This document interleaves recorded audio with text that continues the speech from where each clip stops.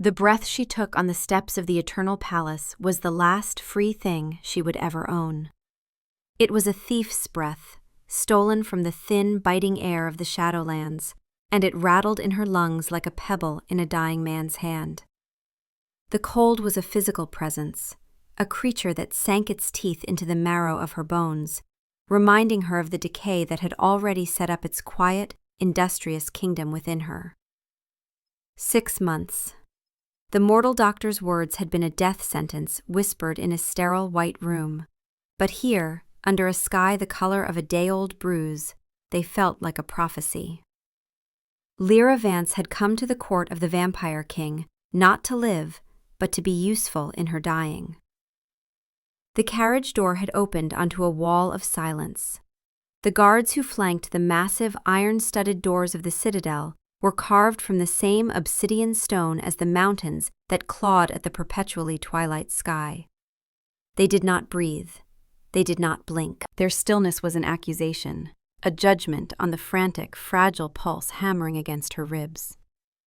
Lyra kept her chin high, a trick she'd learned from a life of pretending she belonged in rooms that were too grand for her. The pretense had never felt so thin. Her feet, numb in their worn leather boots, met the stone with a sound that seemed too loud in the crushing quiet. One step, then another. She was a clock, ticking down her final seconds with each movement. The king was waiting. The thought should have terrified her. It was a distant, academic sort of fear, like reading about a tidal wave in a history book. The real fear, the intimate fear, was the tremor in her hands, the dull ache that had become the permanent resident of her lower back, the way her own body was methodically, patiently betraying her from the inside out. She had read the terms of the contract until the words blurred, a queen of mortal blood, to serve as a bridge to the human territories. To preside over the mortal court, to offer counsel on matters of human custom, and to present a facade of stability and alliance. The term of service shall be for the duration of the queen's natural life. The queen must remain mortal for the duration of the treaty, as the human kingdoms will not accept a vampire representative. Any transformation of the queen shall be considered a breach of treaty terms. A grim smile had touched her lips then. Her natural life was a contract with a far stricter and more binding clause than this one. The king was getting a bargain, a short-term lease with a guaranteed no-fault termination. In return, she received a legacy. The Vance name, which would die with her, would instead be attached to a treaty that would protect the last free human city on the continent. Her death would purchase their lives. It was a good trade. It was the only trade she had left to make. The great hall was a cavern of chilled air and listening shadows. Banners depicting a raven with silver eyes hung from the vaulted ceiling, so high above they seemed like constellations in a private night. A long, dark carpet, the color of dried blood, stretched toward a throne that looked less like a seat of power and more like a geological formation. And on it he sat. King Cassian Draven was not a man. He was a monument to stillness. Lyra had expected grandeur, perhaps cruelty, perhaps a monstrous beauty. She had not expected this profound, unnerving quiet. He wore no crown. His clothes were the color of midnight, tailored and severe. His hair was black, shot through with threads of silver that caught the low spectral light from the high windows. He watched her approach, and it was the first time in her life she felt truly, completely seen. Not as a woman, not as a candidate, but as a collection of cells marching inexorably toward their own dissolution. His eyes, the color of dark, aged wine, missed nothing. They saw the slight hitch in her gait, the carefully controlled shallowness of her breath, the faint sheen of sweat on her brow that had nothing to do with exertion and everything to do with the low-grade fever that was now her constant companion. "Lyra Vance," he said. His voice did not echo.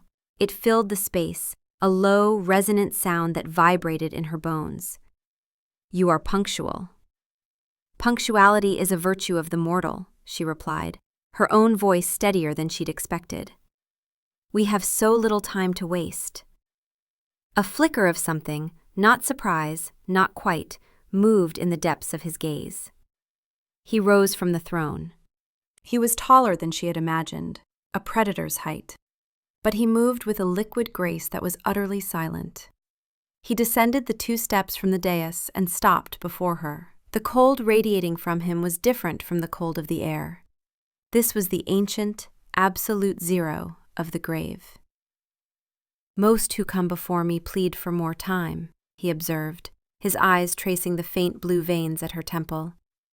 "You speak of it as a currency you are eager to spend." "I am a realist, Your Majesty," she said, meeting his gaze. It was like looking into a deep well. You knew there was a bottom, but you couldn't see it, and the fall would kill you. "I am here to do a job. My time is simply the duration of my employment." He circled her slowly, a wolf inspecting a trap. She forced herself to stand still, to not flinch as he came to a stop behind her. She could feel the chill of his presence on the back of her neck, a phantom touch that raised the fine hairs on her arms. "Your application was sparse," he murmured, his voice now close to her ear. "No family, no attachments, no demands. You asked for nothing but the assurance that the Ashwood Treaty would be honored. The human intermediaries required a health certificate from all candidates. Yours indicated sound mind and body. Is there a problem with that?" "It seemed unusually convenient," he said, moving back into her line of sight. "A woman with nothing to lose, no one to mourn her, presenting perfect health for a position whose term ends at natural death. Tell me, Lyra Vance, what are you running from?" The question struck like a blade between her ribs. "I'm not running, Your Majesty. I'm walking towards something, a purpose. The treaty is not for you," he pressed. "It is for the people of a city I left a long time ago," Lyra said simply. "A debt I feel I owe." A lie. She owed them nothing. But it was a better, more noble-sounding reason than the truth, that she was simply trying to give her own meaningless end a footnote in a history book. For a long moment he said nothing. He just watched her, his head tilted slightly, as if listening to the frantic, panicked beat of her heart, to the whisper of her failing lungs. He was assessing his purchase. A fragile queen who would cause him no trouble, who would not beg for the immortality he could so easily grant, who would play her part and then conveniently expire. He was getting exactly what he had bargained for. "The arrangement is acceptable," he said finally. He extended a hand. It was a beautiful hand, long-fingered and pale, but there was an unnerving strength in its lines. "Welcome to Nighthallow, Queen Lyra." She placed her hand in his. His skin was like marble, smooth and shockingly cold. His grip was firm, possessive, a silent declaration of ownership. This was the contract, sealed not with ink, but with flesh. As his cold seeped into her, a strange, dizzying wave of relief washed over her. It was done. The choice was made. All that was left was the slow, quiet business of falling apart. The thought was strangely comforting. There was a freedom in knowing your story was already written. You just had to turn the pages. The first few weeks passed in a blur of gilded loneliness. Lyra's chambers were opulent, a suite of rooms larger than the entire tenement building she'd grown up in. The bed was a mountain of silk and down. The windows looked out over a landscape of jagged peaks and shadowed valleys, and a fire was always lit in the hearth, though its warmth never seemed to reach her bones. Servants, silent and pale-faced, moved through the rooms like ghosts, anticipating her needs before she was aware of them herself. They brought her food she didn't want, gowns she had no occasion to wear, and a delicate steaming porcelain cup of tea every morning. She was a queen in a cage, and the bars were made of courtesy. Cassian was a distant, formal presence. He would join her for the evening meal, a ritual of excruciating silence in a dining hall that could have seated 100. He did not eat. He would sit at the head of the impossibly long table, a goblet of what looked like dark wine in his hand, and watch her push food around her plate. The first time, she had tried to make conversation. "The library is magnificent," she'd said, her voice sounding small and brittle. "I saw a first edition of Valerius's Theories on Mortal Frailty." "A sentimental text," Cassian had replied, his voice flat.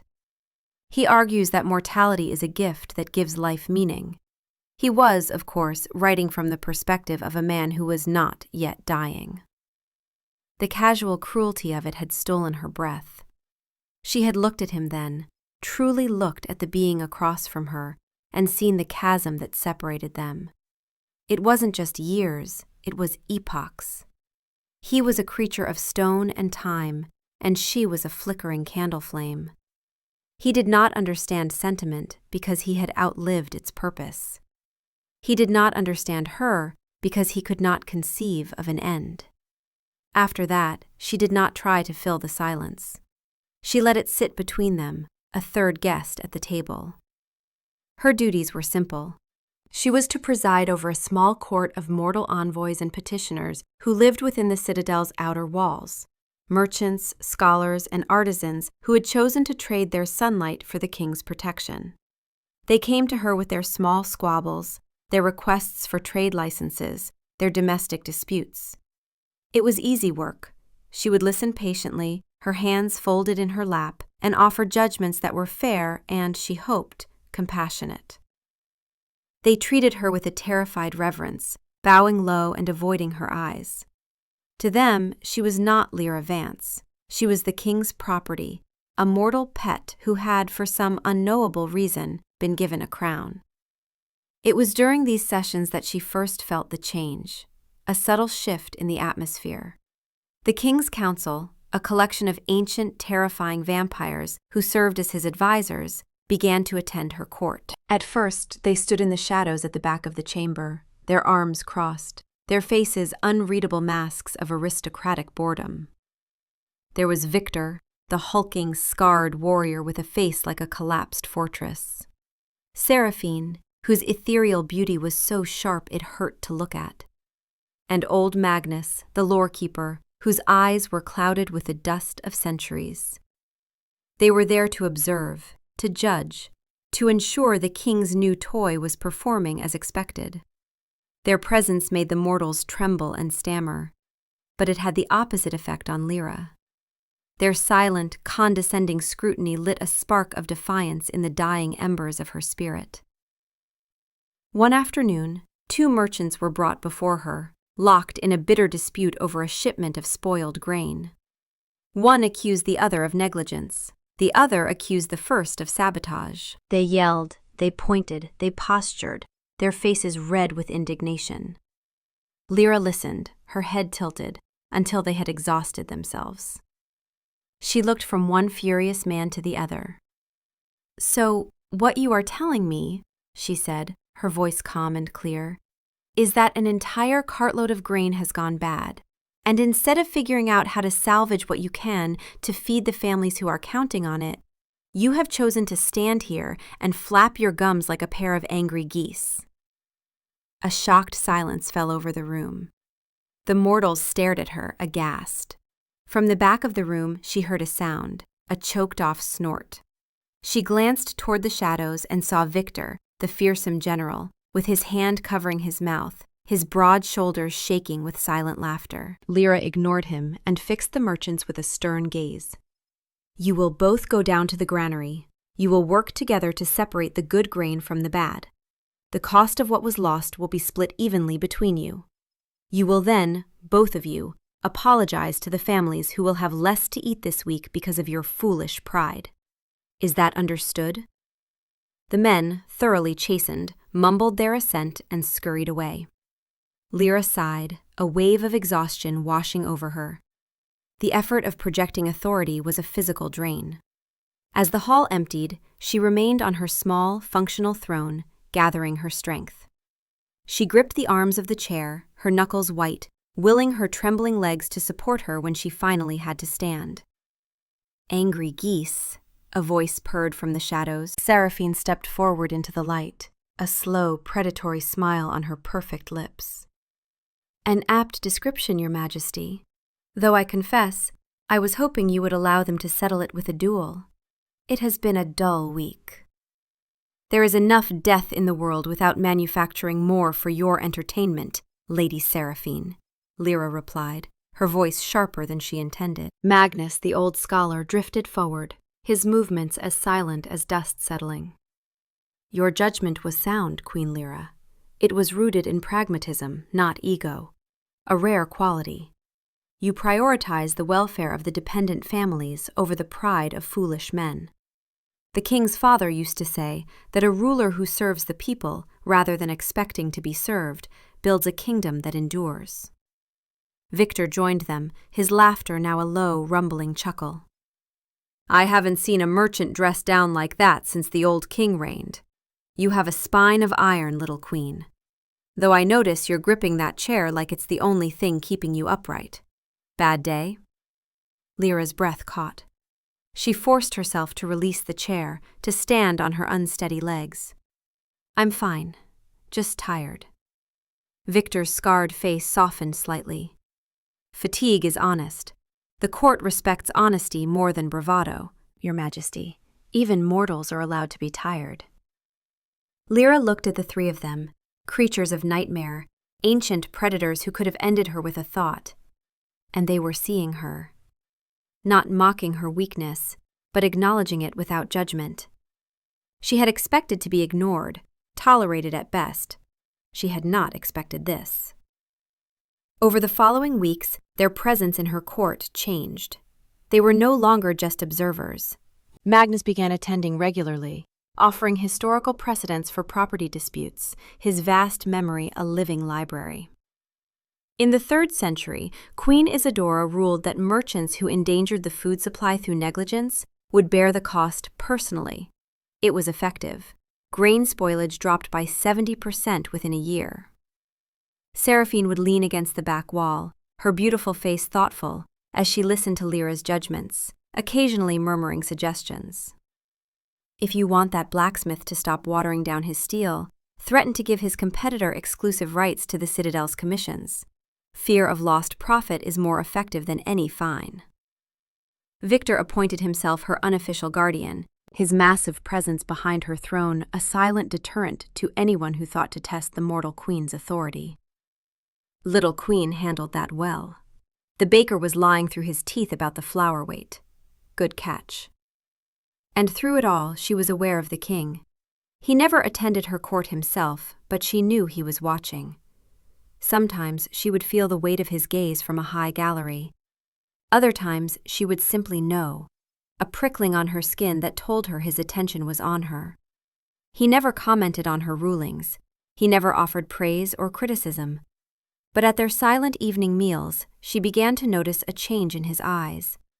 The flat, dispassionate emptiness was being replaced by something else.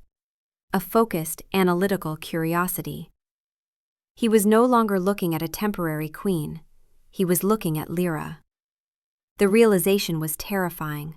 She had come here to be invisible, to fade away quietly. Instead, she was becoming interesting, and in the court of Cassian Draven, being interesting was a dangerous thing. It made him look closer, and if he looked too close, he would see how fragile she truly was. He would see the cracks in the porcelain, the fine, spidery fractures of the disease that was shattering her from within. She began to guard herself more carefully, to marshal her dwindling energy for her public duties, and to spend the rest of her time in her rooms, husbanding the last of her strength. But the body keeps its own accounts, and hers was coming due. The good days were becoming rarer, brief respites in a sea of grinding pain. She would wake with her joints screaming, her lungs burning with each shallow breath. The fever was constant now, a low simmer that left her skin clammy and her thoughts sluggish. The cough she'd suppressed in public began to break through, racking her body at night. Twice, she'd coughed hard enough to see blood on her handkerchief. She hid them, burning them in her fireplace, watching the evidence of her decay turn to ash. She was entering her 5th month, maybe 6 weeks left if the doctor had been optimistic. She found herself doing grim calculations.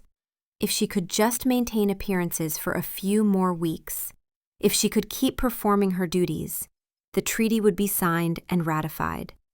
She could collapse privately, die quietly in her rooms, and everyone would agree she'd served honorably. It was all she needed, just a few more weeks.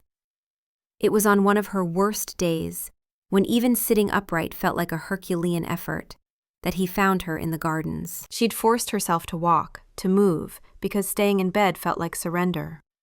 The palace's strange twilight gardens were filled with plants that thrived in low light, pale, ghostly flowers that bloomed only under the moon, mosses that glowed with a soft, internal phosphorescence, and ancient, gnarled trees whose leaves were the color of silver and shadow. She was standing before a bed of moon petal blossoms, their white petals unfurling in the perpetual dusk, releasing a scent of vanilla and cold stone. She was gripping the stone edge of the planter to stay upright, her vision swimming, when his stillness announced his presence behind her. "They only bloom in darkness," Cassian said. His voice was quiet, stripped of its usual commanding resonance. "They find the sun offensive." Lyra didn't turn. She couldn't. If she moved, she might fall. "I can relate." She felt, more than heard, him move to stand beside her. For a while they stood in silence, watching the flowers breathe in the gloom. The quiet between them was heavy with unspoken things. "The council speaks well of you," he said, the words sounding slightly unnatural, as if he were trying on a language he rarely used. "Victor has taken to calling you the Little Iron Queen. Magnus says your rulings demonstrate a wisdom beyond your years. Seraphine claims you have the tactical mind of a general." A small, weary smile touched Lyra's lips. "They would be less impressed if they saw me now." The admission slipped out before she could stop it. It was a crack in the facade, a moment of weakness she immediately regretted. She felt his attention sharpen, focus on her like a blade. Cassian turned his head to look at her. His gaze was intense, analytical. "And what would I see if I looked at you now?" "Everyone has difficult days, Your Majesty," she said, still not meeting his eyes. "It is the price of being mortal." "Is it?" he pressed, his voice soft, almost gentle, which was more alarming than his usual coldness. He moved, positioning himself in front of her, forcing her to either look at him or close her eyes. "I have seen you, Lyra, after your court sessions. I have seen you grip the back of your chair for support when you think no one is looking. I have heard the catch in your breath as you climb the stairs to your chambers. I have watched you press a hand to your ribs as if to hold something inside that wants to escape." Ice flowed through Lyra's veins. He saw, of course he saw. He was a predator. His entire existence was built on observing the weaknesses of others. She had been a fool to think she could hide her decay from a creature who could probably hear the sound of her cells dying. "I am not as young as I once was," she said, forcing a lightness into her tone that felt like swallowing glass. "The palace has many stairs." "You are 26 years old," he stated, a simple, irrefutable fact. He took a step closer. The chill of his presence intensified. He lifted a hand, and for a terrifying second she thought he was going to touch her face, to feel the fever burning through her skin. Instead, he reached past her and plucked one of the moon petal blossoms, his movements precise and careful. He held it out to her, but his eyes never left her face. "Your pulse is erratic," he murmured, his voice low and inexorable. A frantic, uneven drum against the silence of this place. "Your skin is flushed with fever, yet you shiver. There is a fragility in you, Lyra, that has nothing to do with age. You are unwell, significantly unwell." She stared at the flower in his hand, its luminous petals a stark white against his deathly pale skin. She could not meet his eyes. To do so would be to let him see the terror she kept so carefully locked away. He knew. He didn't know what he knew, not yet, but he knew something was fundamentally wrong. "I'm fine," she whispered, the lie flimsy and pathetic. He did not call her on it. He simply stood there, holding the flower, his unnerving patience a far more effective interrogation technique than any threat. He was waiting for her to break, to confess, to beg. But she had nothing to confess, and she had forgotten how to beg. The contract was for her natural life. She was simply fulfilling her end of the bargain ahead of schedule. Finally, she took the flower from him, her fingers brushing his. The cold of his skin was a shock, a jolt that seemed to travel up her arm and settle in her chest. "Thank you," she said, her voice a thread. "It's beautiful." She turned and walked away, half expecting him to stop her, but he let her go. She walked as steadily as she could through the glowing gardens, the flower clutched in her hand, the weight of his gaze on her back like a physical pressure.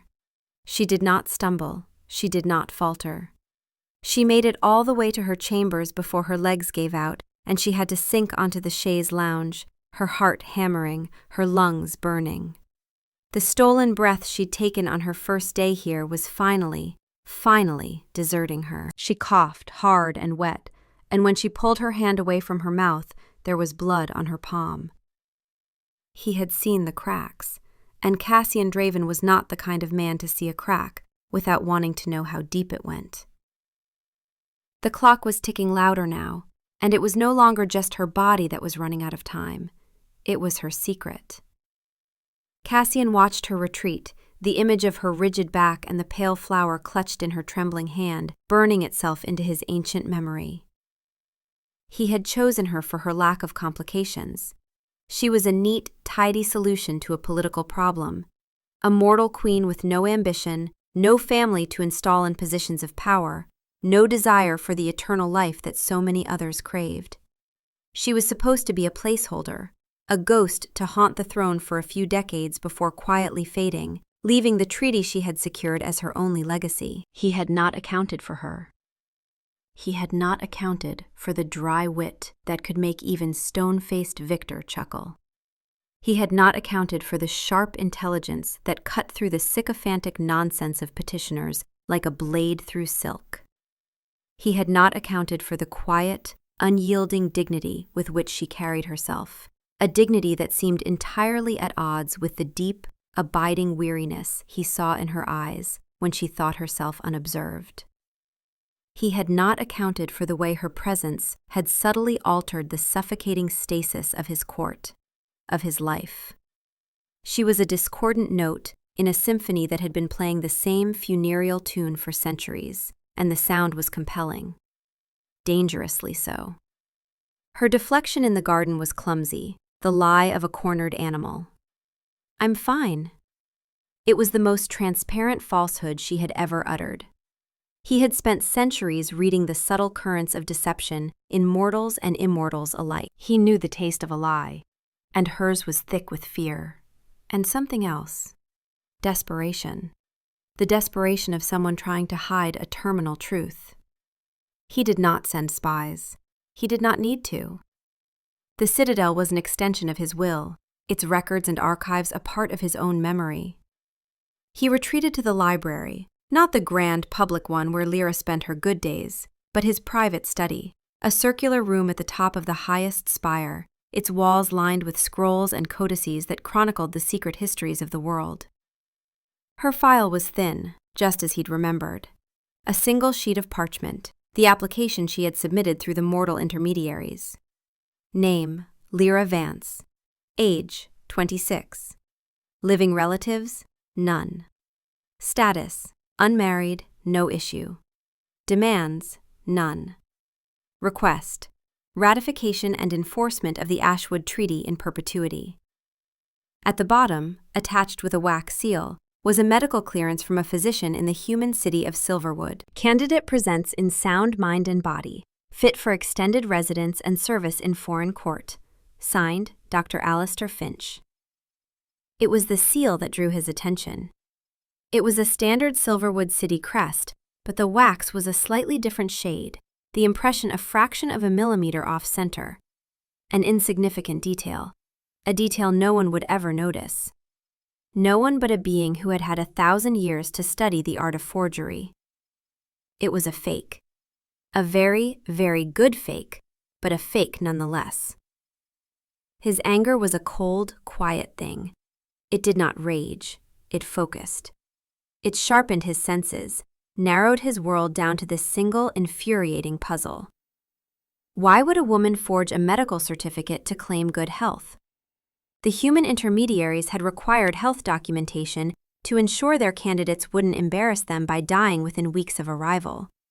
It was a bureaucratic formality, meant to guarantee a minimum threshold of vitality. She had forged a document to pass that threshold, which meant the truth was that she had failed it. Spectacularly. He closed his eyes, extending his consciousness beyond the stone walls of the citadel, across the jagged peaks and shadowed plains, to the distant, bustling city of Silverwood. It was a place he despised, a noisy, chaotic hive of mortal fragility and fleeting passions. His influence there was limited, his agents few, but he did not need an agent. He needed a name. Dr. Alistair Finch. Finding the real Dr. Finch in the city's public records was a simple matter of sifting through the chaotic hum of mortal bureaucracy. Finding the man's private thoughts required a more delicate touch. Cassian found the doctor's mind as the man slept, a messy, cluttered space filled with anxieties about his finances and his thinning hair. Cassian moved through the man's memories like a phantom, searching for a single name.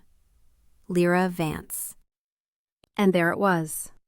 Not a formal record. She had clearly paid handsomely to have that expunged, but a memory. The doctor's memory of a young woman sitting in his sterile office, her hands folded calmly in her lap, her face composed, as he delivered a death sentence. The words echoed in the doctor's recollection, and now they echoed in Cassian's mind, each syllable a hammer blow. Idiopathic pulmonary fibrosis. Aggressive progression. The scarring of the lung tissue is advanced and irreversible. There is no cure, no treatment that will halt it. At this stage, Miss Vance, you have perhaps 6 months, possibly less if the decline accelerates. I'm deeply sorry. The connection severed. Cassian stood in the absolute silence of his study, the doctor's clinical, pitying words hanging in the air like a curse. 6 months. She'd arrived nearly 5 months ago, which meant she was dying. Right now.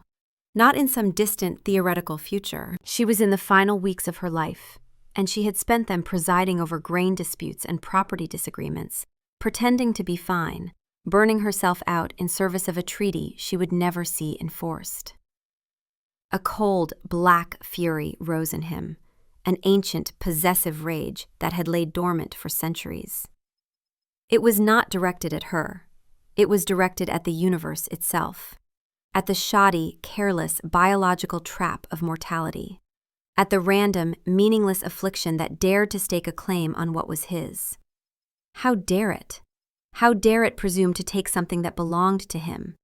She had signed the contract. She was his queen, his responsibility, his. Her life, for the duration of it, was his to manage, his to protect.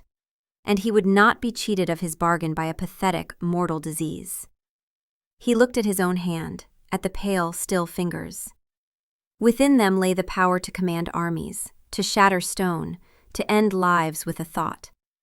And within them, too, lay the power to sustain life, the power to heal.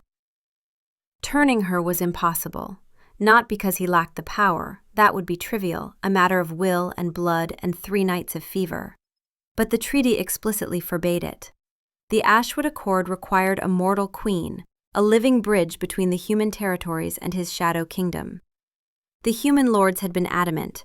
They would accept no vampire as their representative, no matter her previous mortality. The treaty's entire foundation rested on Lyra remaining human, mortal, unchanged. To transform her would void the agreement, would undo everything she had come here to accomplish, would render her noble sacrifice meaningless. And beyond the political impossibility, there was a deeper truth he barely allowed himself to acknowledge. He had seen what transformation did to mortals. He had turned only 3 people in his 1,000 years, and each time he had watched the warm, passionate, achingly alive being they had been, crystallized into something beautiful and cold and utterly different. Their mortal loves faded to distant memory, their human compassion calcified into aesthetic appreciation. The desperate, defiant vitality that made them reach across the impossible divide between life and death, that vanished, replaced by the patient, eternal stillness of his kind. Would vampire Lyra still argue passionately for the welfare of merchant families? Would she still blush when Victor praised her? Would she still look at him with those mortal eyes that saw him as something dangerous and compelling and worth the risk? Or would she become like Seraphine, perfect, eternal, sophisticated, and empty of the fire that made her Lyra? He could not risk it. Not yet. Better this. Better to find another way. His blood, given in small, carefully measured doses over time, could heal mortal wounds, arrest decay, mend failing tissues. It was a stopgap, not a transformation. Enough to hold the disease at bay, to repair the damage already done, to give her body the strength to fight. It would not make her immortal, not in such minute quantities. The threshold for transformation was high, requiring sustained exposure to massive amounts of vampire blood over 3 nights of uninterrupted fever. 3 drops in her morning tea would heal, sustain, preserve, slow her aging to a near imperceptible crawl. But it would not change her fundamental nature. She would still be mortal, still be Lyra, still fulfill the treaty's requirements. She would simply have time. And he would have time with her, time to find a solution. He did not question the impulse. He did not analyze the motive beyond the practical necessity of preserving the treaty. The possessiveness he felt was so absolute it was clarifying. She was his queen. She would not die. Not yet. Not while he had the power to prevent it. The next morning, he intercepted the servant who brought Lyra her morning tea. The young vampire, a fledgling named Alara, bowed low, her eyes wide with fear as he took the tray from her hands. "I will take this to the queen," he said, his voice leaving no room for argument. In the small private kitchen off his study, he set the tray down. The teapot was a delicate porcelain, painted with tiny blue flowers. He poured the steaming, fragrant liquid into the cup, the Earl Grey she preferred, with a single spoonful of honey. Then, he unsheathed a small silver dagger from his sleeve, its edge impossibly sharp. He drew the blade across the palm of his hand. There was no pain. A line of dark, ruby-red blood welled up, thick and potent with the vitality of centuries. He held his hand over the cup and let 3 drops fall into the tea. 1, 2, 3. The blood swirled, dissolving instantly into the amber liquid, leaving no visible trace, no telltale scent. Just power, just life. Enough to heal, not enough to transform. A medicine, not a curse. A way to preserve both her life and her mortality. He carried the tray to her chambers himself. He found her sitting by the window, a book lying open but unread in her lap. She looked terrible. There were nude, dark shadows under her eyes, a bruised, exhausted quality to them. Her skin had a grayish pallor beneath the flush of fever. Her breathing was shallow and labored, each inhalation a visible effort. She looked up, startled, as he entered, her eyes widening with confusion and a flicker of fear. "Your Majesty," she said, her voice husky and strained. "Your tea," he said, placing the tray on the small table beside her. She stared at him, then at the cup, a confused frown creasing her brow. "You brought this yourself?" "I was passing," he said, the lie smooth and easy. "Drink it while it's hot." He watched her, his gaze unwavering. He watched her lift the cup to her lips with a hand that trembled slightly, whether from weakness or apprehension he could not tell. He watched her take the first sip. He saw the slight widening of her eyes, a flicker of confusion as she tasted something different. A subtle metallic tang, almost imperceptible beneath the bergamot and honey. She paused, looking into the cup with a furrowed brow, then back at him. Her expression was questioning, uncertain. He met her gaze, his own face a perfect, placid mask. "Is there something wrong with it?" She held his gaze for a long moment, searching for something she could not name. Then she shook her head slowly. "No," she said, her voice quiet. "It's fine, just different. The water here has a strange taste sometimes."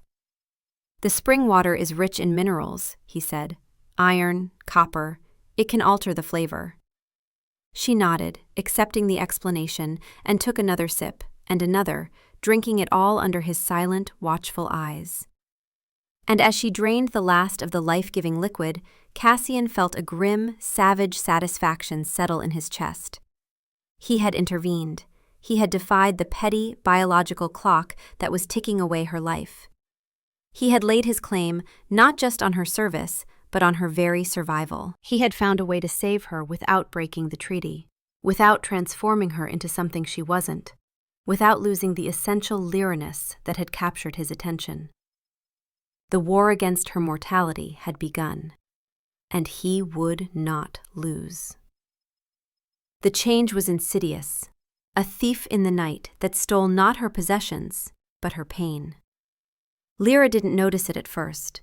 The disease had been her constant companion for so long that its absence felt more unnatural than its presence.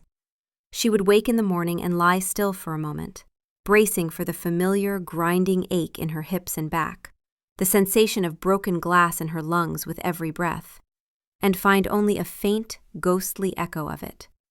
She dismissed it as a temporary reprieve, a good day, a rare gift she was afraid to examine too closely, for fear it might vanish if acknowledged. But the good days began to string themselves together, one after another, forming a fragile chain of well-being. The stairs to the library no longer seemed like a mountain to be conquered with sheer will and gritted teeth. She could take a full, deep breath without the feeling of a tight band around her chest, without the immediate, punishing cough. The persistent, dry cough that had punctuated her sentences for months simply stopped. The fever that had been her constant shadow faded, leaving her skin cool and her thoughts clear. She started to believe in the impossible.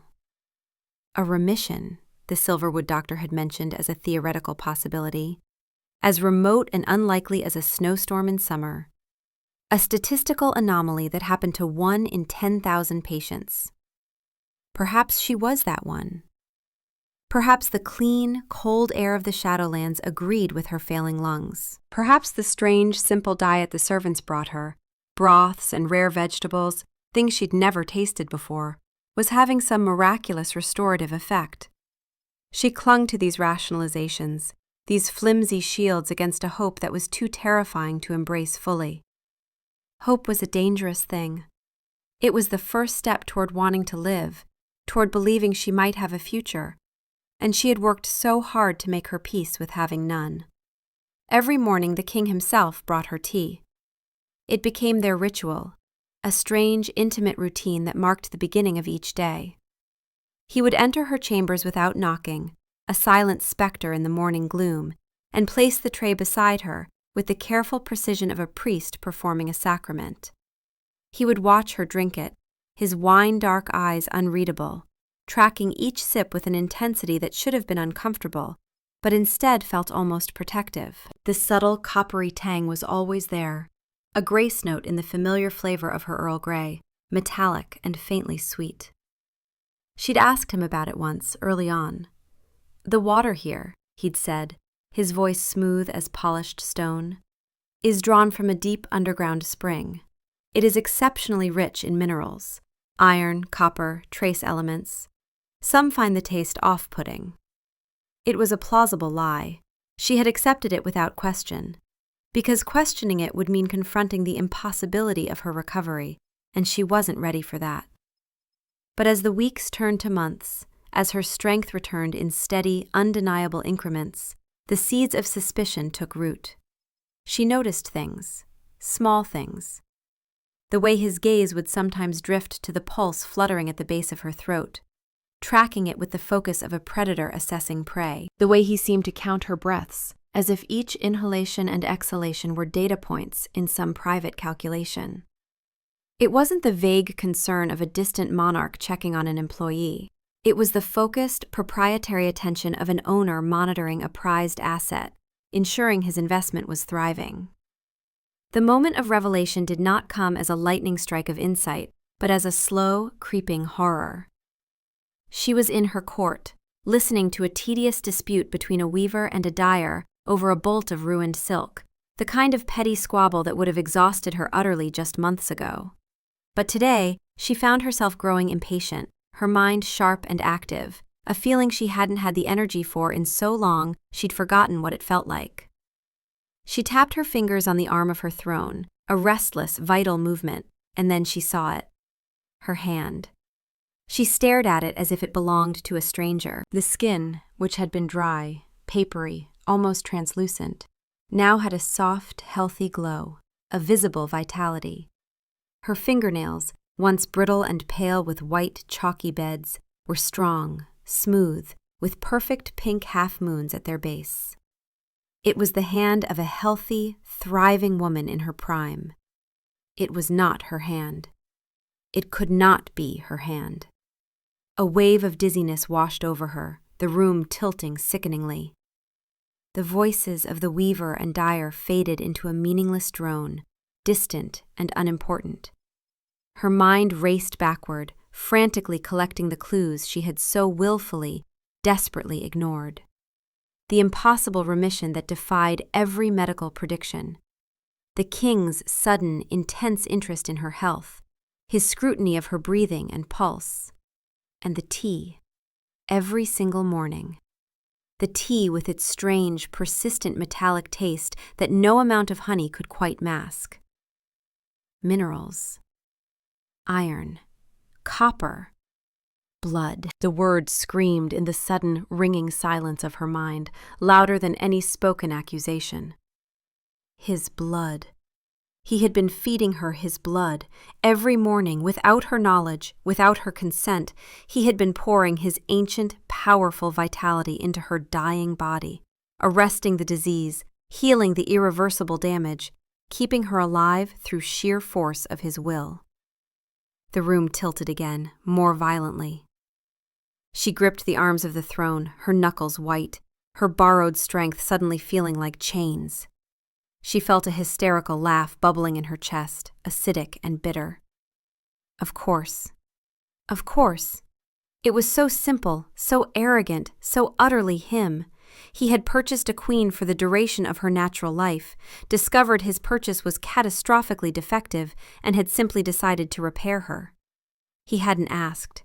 He hadn't offered a choice. He had just acted, a god casually tinkering with his mortal clay, rewriting the terms of their agreement without consultation. But it was the why that shattered her. Not the how. She understood the how. Vampire blood had healing properties. It was known, whispered about in tales and legends. But why? Why would he care if she lived or died? She was nothing to him. A political convenience. A temporary figurine to occupy a throne. Why would he expend his own essence, his own power, to sustain the life of a mortal he barely knew? The questions swirled, unanswerable and maddening.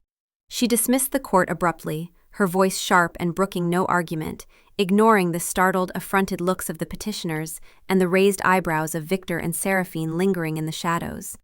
She swept from the chamber, her borrowed energy making her movements swift and sure, her mind a white-hot blaze of confusion and terror. She did not go to her rooms. She could not sit still, could not think.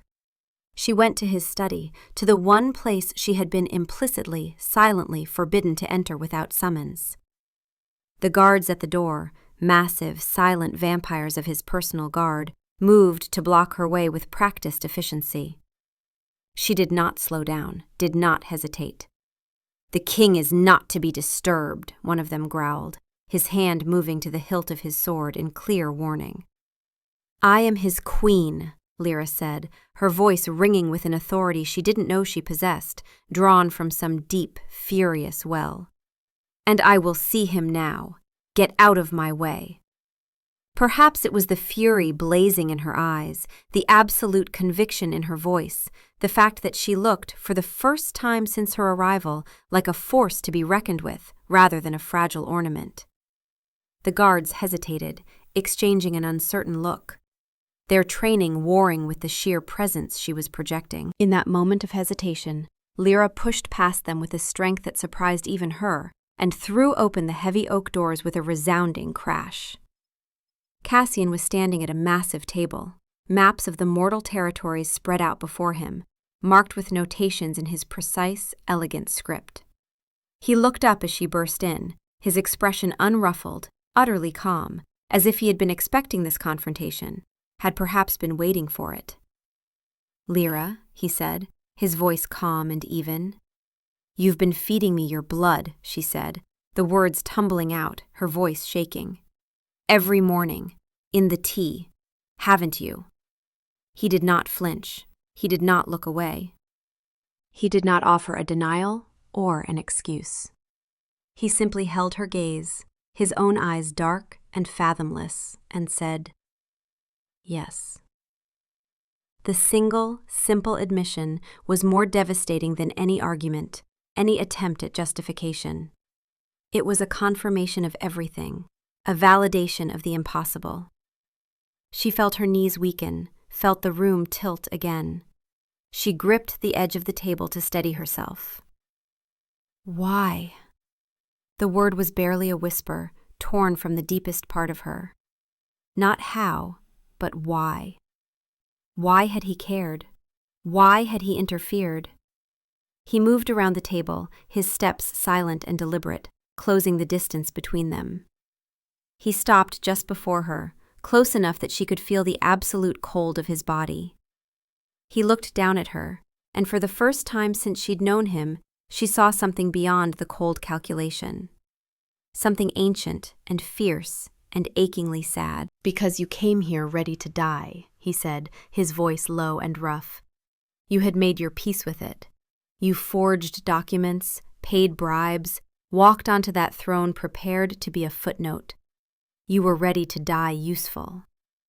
He paused, and when he spoke again, his voice was barely audible. "I want you to live happy, Lyra. Not to die useful, to live happy." The words shattered something inside her. Not, "I need you for the treaty," or "You're valuable to the kingdom." "I want you to live happy." It was the most unexpected, most tender thing anyone had ever said to her, and it broke her. She hadn't wanted to die. The truth crashed over her like a wave. She had never wanted to die. She had just been too scared, too alone, too broken to admit it. She had convinced herself she was being brave, being noble, when really she had just been giving up. And he had seen through it. He had seen the truth she couldn't face herself. The tears came then, violent and unstoppable.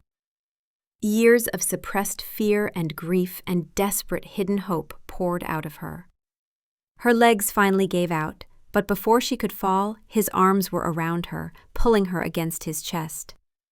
Cold as stone, but solid. Unmoving. Safe. He didn't speak. He just held her while she broke apart, one hand steady on the back of her head, letting her shatter completely against him. When the storm finally passed, she remained leaning against him, exhausted and hollow. She should pull away. She should be horrified. But all she felt was relief. Overwhelming, shameful, glorious relief. "You should have told me," she finally whispered. "Would you have agreed?" "No," she admitted. "I would have refused." "I know," he said. And that was all. She pulled back slightly, looking up at him. "What does this mean? Am I like you now?" "No," he said immediately. "The amount I give you is carefully measured. 3 drops each morning. It heals, sustains, slows your aging to an imperceptible crawl. But it will not transform you. You remain mortal. You remain yourself. And if you stop, the disease will return," he said flatly. "You would have weeks, perhaps." He paused. "And I cannot turn you, Lyra. The treaty forbids it. The Ashwood Accord requires a mortal queen. To transform you would void everything you came here to accomplish. She looked down at her hands, her healthy, strong, borrowed hands. Her life was now tethered to him, every heartbeat dependent on his daily gift. It should terrify her. Instead, she felt safe, cared for, seen. "You want me to live happy," she repeated, trying to understand. "I know its absence," he replied. "I have endured 1,000 years of existence, Lyra. I have seen generations chase happiness, find it, lose it. It is the texture of a life lived, not merely endured." His eyes held hers. "You were enduring. I wish for you to live." She stared at this ancient being who spoke of happiness like a scholar describing a rare phenomenon, who had given her life and asked for nothing in return. It was the most arrogant, presumptuous, and achingly tender thing anyone had ever done. "All right," she whispered. "All right." He nodded once, sharp and decisive. The moment passed, distance returned. "Your duties remain the same. You should rest." She turned to leave, then paused at the threshold. "Cassian," she said, using his name for the first time. He waited. "Thank you," she said simply. She left, closing the doors softly behind her. As she walked through the silent halls, the guards watching her with new respect, she realized something had fundamentally changed. She was not the dying woman who had arrived 5 months ago. She was Queen Lyra, a woman who had faced death and been given a second chance. And she would live it.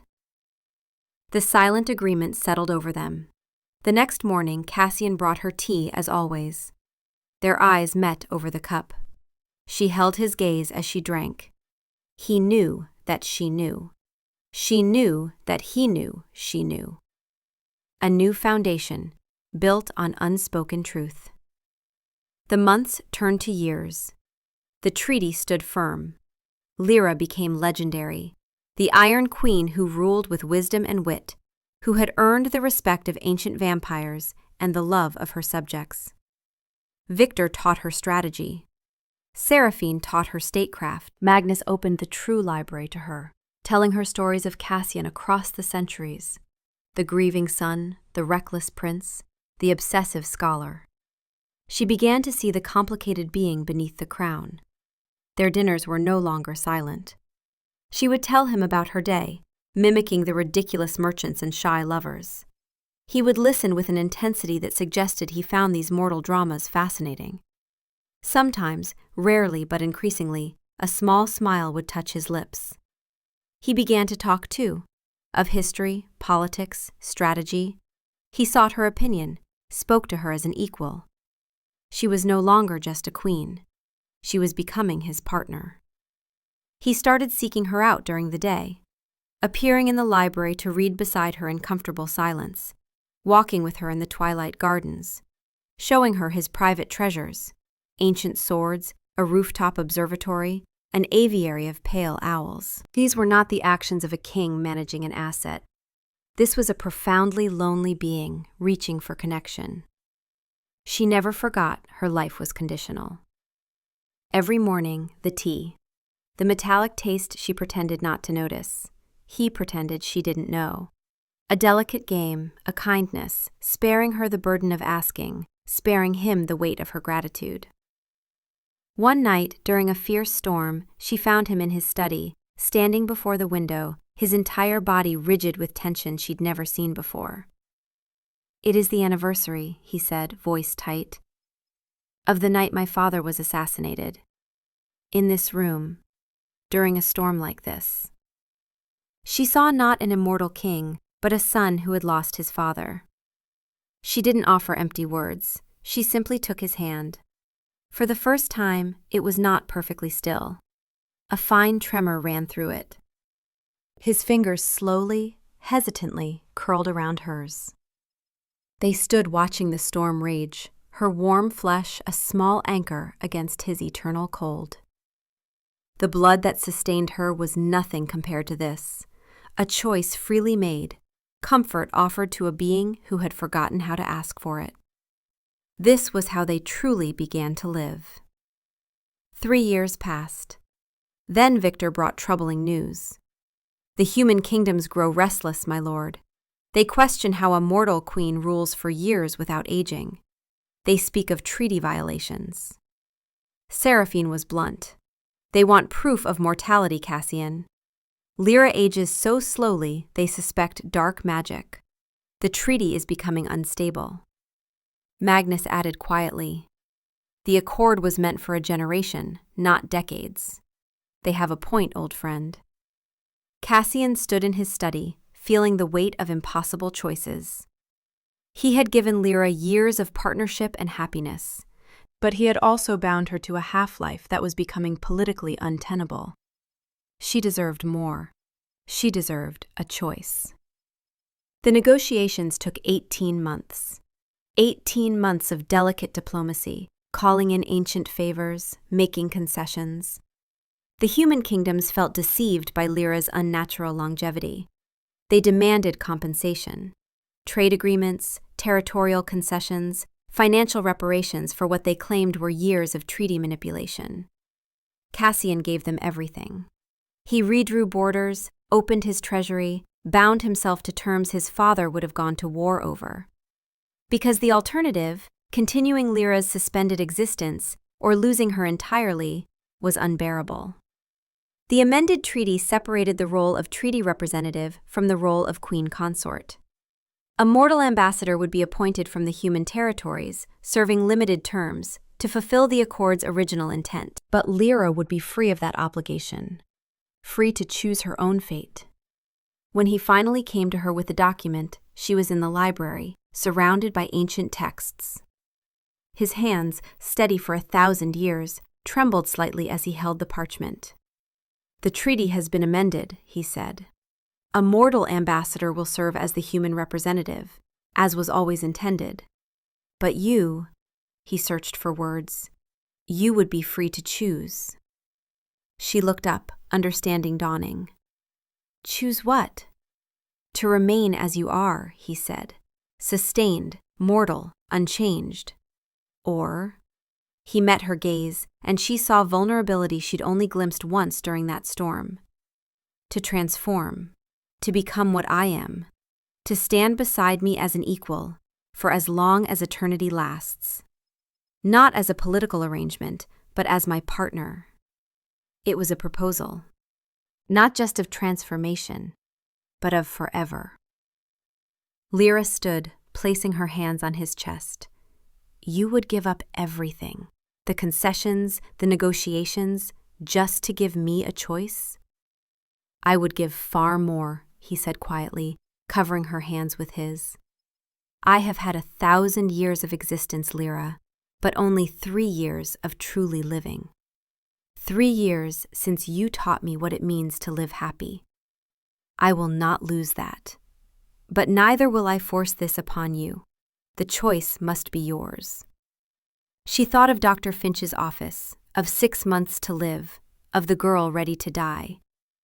She thought of Victor's laughter, Magnus's stories, Seraphine's wisdom, of mornings drinking tea that tasted of copper and love, of learning to want to live. She thought of forever, an eternity of moments like these, never having to count days again. She thought too of what she would lose. The sun on her face, the natural rhythm of aging, the certainty of an ending, the perspective that made her valuable, her mortal understanding, her human empathy. Would she become like Seraphine over centuries? Beautiful, brilliant, but disconnected? It was impossible to know. But then she looked at Cassian, at the being who had seen something in her worth saving when she'd given up on herself. Whatever she became, they would face it together. "Ask me," she said steadily. He took her hands properly, looking into her eyes with an intensity that held 1,000 years of loneliness and 3 years of joy. "Lyra Vance, who came to my kingdom ready to die and taught me how to live. Will you accept eternity? Will you become what I am and stand beside me, not for your natural life, but for all the ages to come? She smiled, radiant and certain. Yes. The transformation took 3 nights.